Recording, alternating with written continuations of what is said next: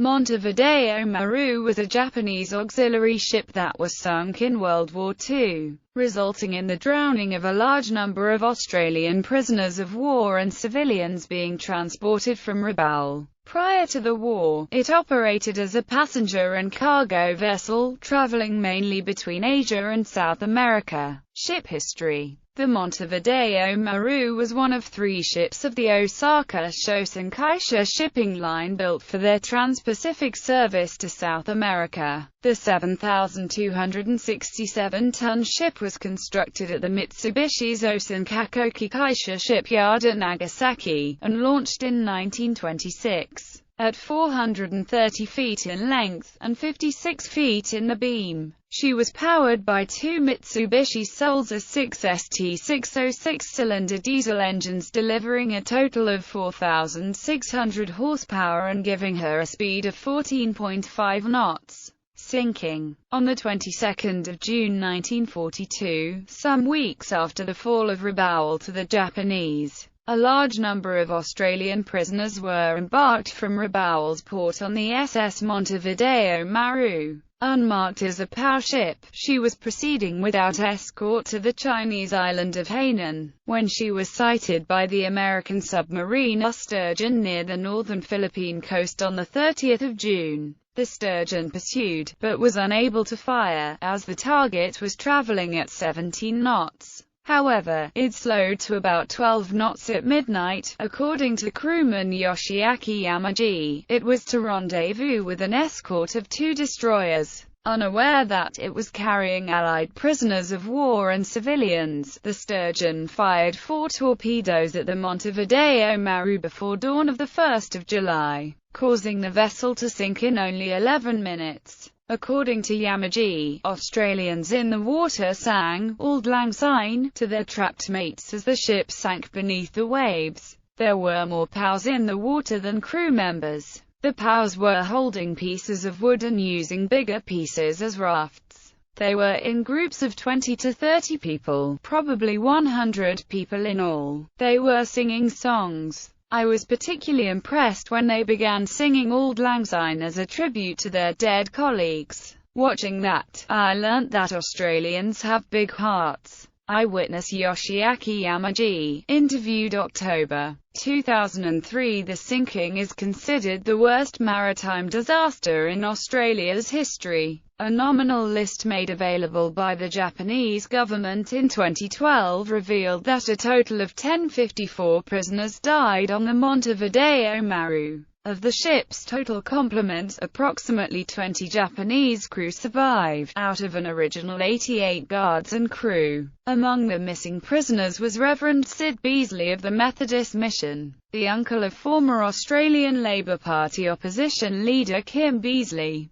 Another was Tom Vernon Garrett, the grandfather of former Midnight Oil lead singer and former Australian Minister for School Education, Early Childhood and Youth, Peter Garrett. Another individual, Richard Kingsmill Penny furthermore, had served in the Imperial Camel Corps as a lieutenant and was awarded a military cross. His son, William Richard Moore, married Nora Wish Garrett, aunt of Peter Garrett. Also lost were 22 Salvation Army bandsmen, the majority being members of the Brunswick Citadel Band. The bandsmen had enlisted together and comprised the majority of the band of the 22nd Battalion. Memorials. A memorial to those who lost their lives was erected at the Repatriation Hospital, Bell Street, Heidelberg, Melbourne, Victoria. A Montevideo Maru memorial has also been erected near the centre of the Australian Ex-Prisoners of War Memorial in Ballarat,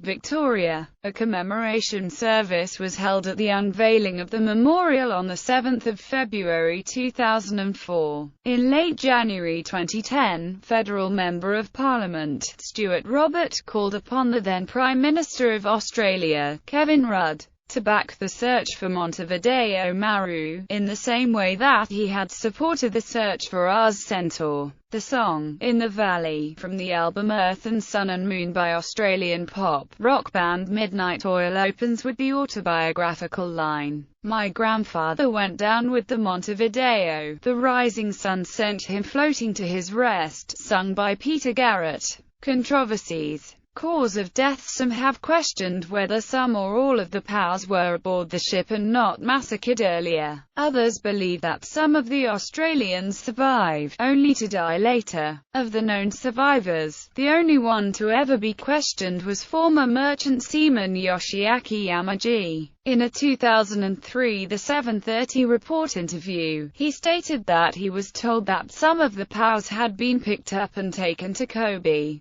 Veteran Albert Speer, who served in New Guinea, believes that survivors were transported to Sado Island, only to perish days before the dropping of atomic bombs on Japan. Professor Hank Nelson considers it unlikely that any Japanese ship would have stopped to rescue prisoners with a hostile submarine nearby. The Rabaul garrison has been described as a sacrificial lamb by biographer David Day. Lark Force was left without reinforcements and instructed not to withdraw in accordance with official War Cabinet policy at the time in regards to small garrisons. Number of casualties. It has been historically difficult to determine a definitive number of the dead. As late as 2010, Australia's Minister for Defence Personnel, Alan Griffin, stated that there is no absolutely confirmed rule. Australian Army officer Major Harold S. Williams' 1945 list of the Australian dead was lost, along with the original Japanese list in katakana it had been compiled from. These challenges have been exacerbated by the forensic difficulties of recovering remains lost at sea. In 2012, the Japanese government handed over thousands of POW documents to the Australian government, and the Montevideo Maru's manifest, which contained the names of all the Australians on board, was found to be among them. The translation of the manifest was released in June 2012, confirming a total of 1,054 Australians, of which 845 were from Lark Force.